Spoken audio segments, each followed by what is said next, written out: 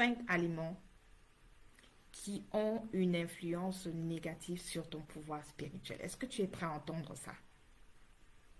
Est-ce que tu peux me dire si tu es prêt à entendre les 5 aliments qui vont avoir une influence négative sur ton pouvoir spirituel? Tu vas être choqué, hein, mais je suis désolée, c'est la vérité. Ok? Je suis désolée, c'est la vérité. Ce n'est pas moi qui crée la vérité, mais la vérité est comme elle est. D'accord? On ne peut pas la changer, on peut juste faire avec, on peut juste s'adapter. Ok? Donc, le premier aliment qui influence négativement ton pouvoir spirituel, note bien ça, c'est le sucre raffiné. Le sucre raffiné. Alors, pour les friands de gâteaux, les friands de sucreries, les friands de bonbons, vraiment, je vais vous décevoir, je suis désolée, mais c'est pour la bonne cause, ok? C'est pour la bonne cause. Donc, vous avez le sucre raffiné, parce qu'en fait, qu'est-ce que le sucre raffiné va faire dans le corps? Il va provoquer des pics et des chutes brutales de glycémie. OK? Donc, des pics, on va dire quoi? Pics brutaux.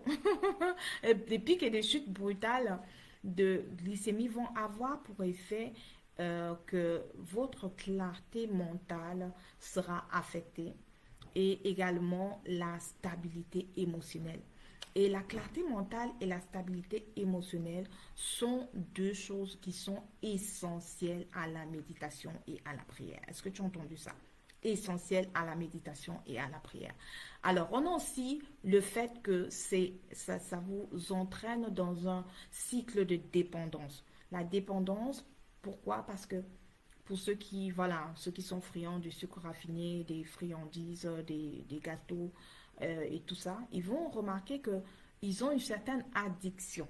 Ils ont une addiction, un attachement vraiment à ce sucre, à tout ce qui est sucré, et ce qui rend difficile la maîtrise de soi. Donc, ils ont du mal vraiment à faire un jeûne, par exemple, un jeûne de sucre.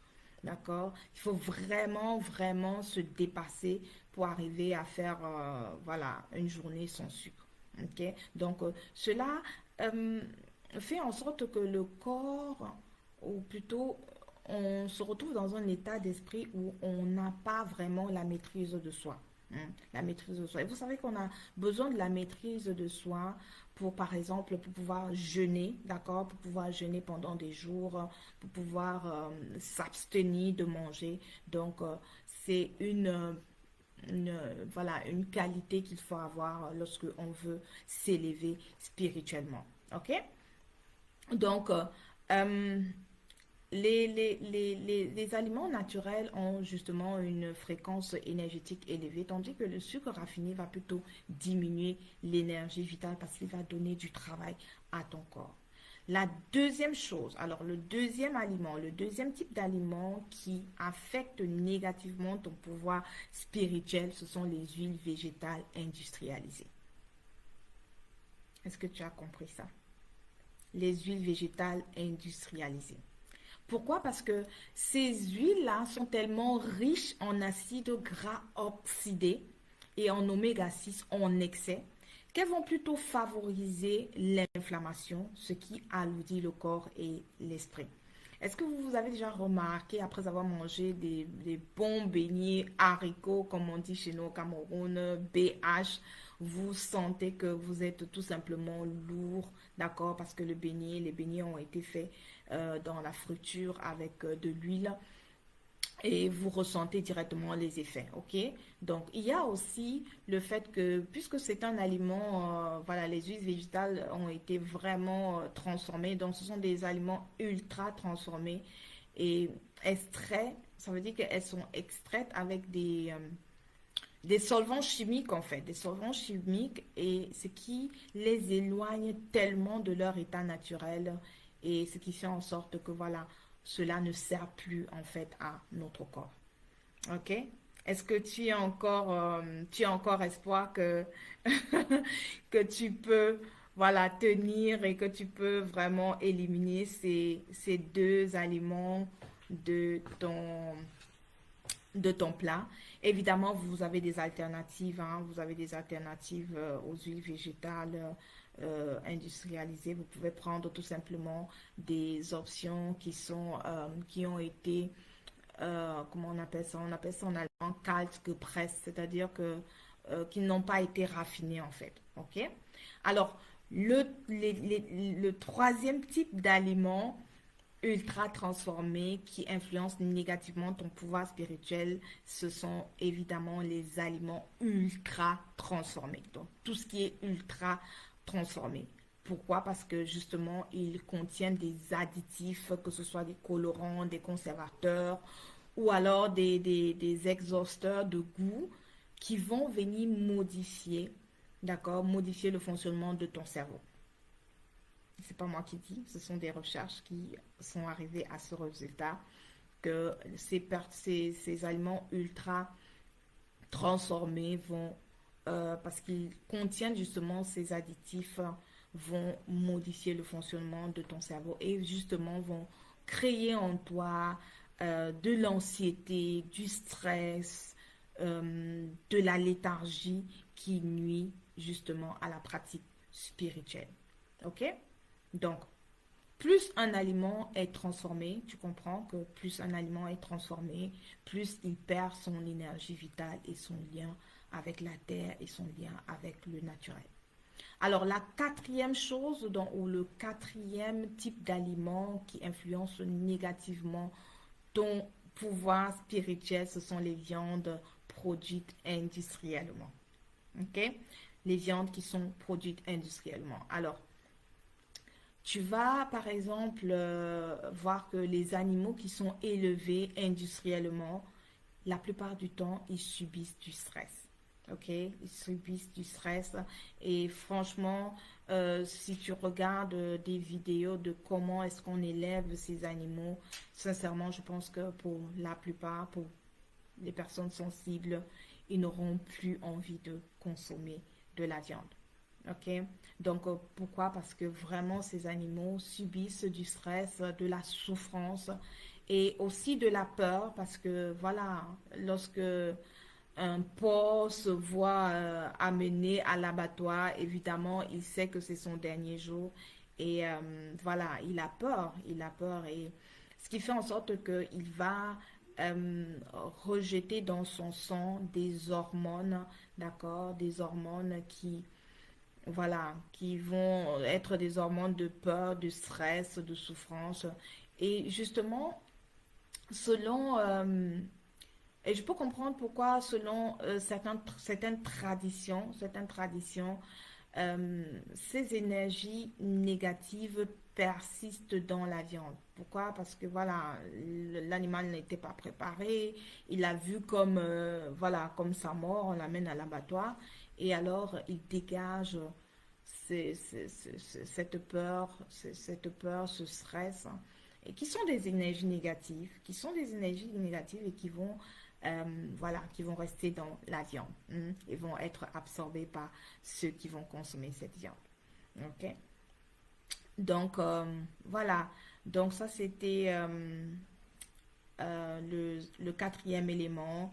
Qu'est-ce que je peux dire d'autre par rapport à ça? C'est que manger, alternativement, ce qu'on peut faire, c'est de manger vraiment des viandes qui sont issues euh, d'un élevage naturel. D'accord? Si peut-être vous connaissez un éleveur dans votre région, allez tout simplement le voir et lui dire que bon, la prochaine fois qu'il va peut-être égorger ses chèvres ou bien ses poulets, voilà, que je vous aimerais en voir une quantité. Et en vous renseignant au préalable de son processus, ok, de son processus, parce que c'est toujours important de connaître comment est-ce que les gens, voilà, comment est-ce que ces bouchers et ces éleveurs, voilà, euh, préparent leurs animaux à, à leur dernier jour ou bien à leur...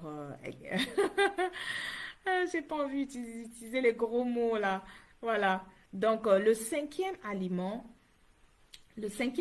qui influence ton pouvoir spirituel, c'est l'alcool. OK? L'alcool éthylique. Pourquoi? Parce que l'alcool va venir perturber, il perturbe tout simplement ta perception. Ok? Il va perturber ta perception et engourdir ton esprit.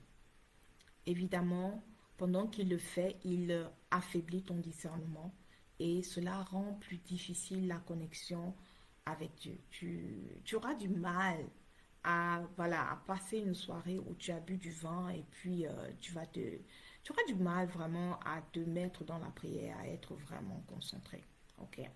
Donc, ce sont les 5 aliments qui vont influencer ou qui influencent ton pouvoir spirituel. Ok? Tu comprends maintenant pourquoi dans la Bible, il nous a été rapporté des histoires, par exemple dans Juge, si tu vas lire dans Juge du chapitre 13 au chapitre 16, l'histoire de Samson, tu vas voir que Samson avait un régime spécial. Ok? Samson avait un régime spécial. Samson était un naziréen. Un naziréen dès sa naissance. Parce que voilà, il avait une mission qu'il devait accomplir. Et ce qui impliquait de ne pas boire de l'alcool, on venait de parler de l'alcool, de ne pas boire de l'alcool ni de manger des aliments impurs. Tu vas me demander peut-être c'est quoi des aliments impurs, etc. C'est un débat. Mais si tu veux connaître à l'époque dans la Bible ce qu'on appelait aliments impurs, je t'invite tout simplement à aller lire dans Lévitique au chapitre 11. Tu peux lire, voilà, il y a différentes catégories, que ce soit au niveau des animaux terriens, des animaux de la mer, etc. Mais je t'invite à aller lire dans les Lévitiques où on décrit un peu c'est quoi un animal impur. Par exemple, dans Lévitique 11 du chapitre Lévitique 11 du verset 3 au verset 8, un animal était impur. Voilà, voilà. Un animal, non, disons un animal était pur, d'accord? Un animal était pur si il a le sabot fondu et s'il rumine. Alors, s'il ne l'est pas, s'il n'a pas de sabot fondu et s'il ne rumine pas, il est impur. Donc ça, c'était juste une parenthèse. Juste une parenthèse pour dire qu'en fait, Samson avait une alimentation précise. Il ne devait pas boire de l'alcool, il ne devait pas manger des aliments impurs. Pourquoi? Parce que son vœu de naziréen était un signe de consécration à Dieu. D'accord? Signe de consécration à Dieu, mais aussi c'était la source de sa force surnaturelle. On sait que Samson avait une force extraordinaire, surnaturelle. Les gens ne comprenaient pas comment il pouvait être aussi puissant. Et c'est de là qu'il puisait sa force surnaturelle. Est-ce que tu te rends compte que si toi, tu commences à faire attention à ce que tu mets dans ton plat, que tu peux avoir également une force aussi surnaturelle? Est-ce que tu peux te représenter cela? Toi, avoir une force surnaturelle. Et encore, j'irai plus loin. J'irai plus loin parce que Samson, ce n'est que le début. Est-ce que tu as lu dans l'histoire de Daniel? Est-ce que tu as lu dans Daniel? Est-ce que tu as lu l'histoire de Daniel et ses compagnons dans la Bible? Je t'invite à aller lire cette histoire qui est très intéressante et je peux lire l'histoire de Daniel tous les jours.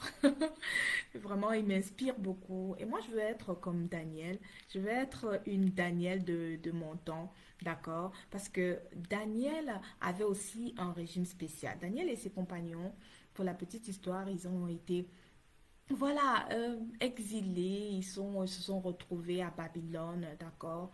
Et voilà, ils ont été quand même privilégiés parce qu'ils se sont retrouvés dans la cour du roi, dans la sphère du roi.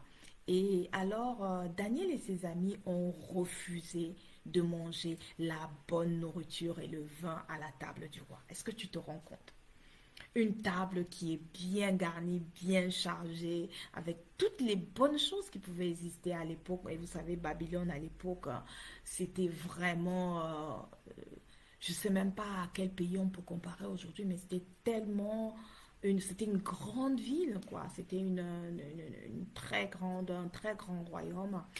Et imaginez que le roi de Babylone, Nebuchadnezzar, avait invité Daniel et ses compagnons à manger à sa table. Mais Daniel et ses compagnons, qu'est-ce qu'ils ont fait? Ils ont refusé de manger à la table du roi. Ils ont refusé la nourriture du roi de Babylone, préférant quoi? Préférant des régimes de légumes et d'eau.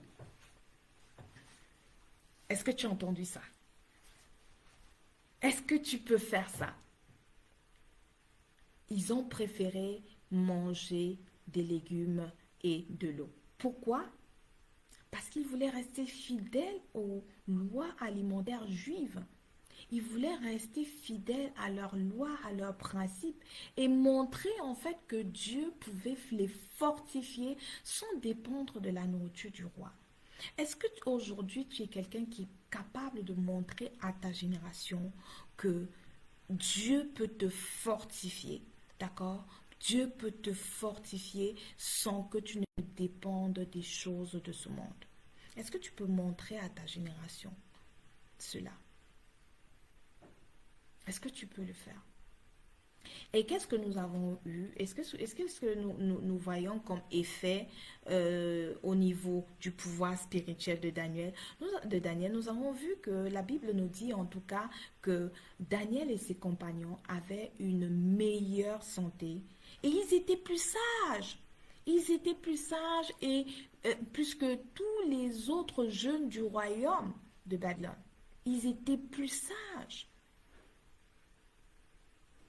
Alors, est-ce que tu comprends comment l'alimentation peut influencer ton pouvoir spirituel? Est-ce que tu peux comprendre ça? Est-ce que tu peux comprendre ça? De la même façon, tu vas voir dans Matthieu l'histoire de Jean-Baptiste, par exemple. Jean-Baptiste, il était dans le désert et il se nourrissait de sauterelles et de miel sauvage. On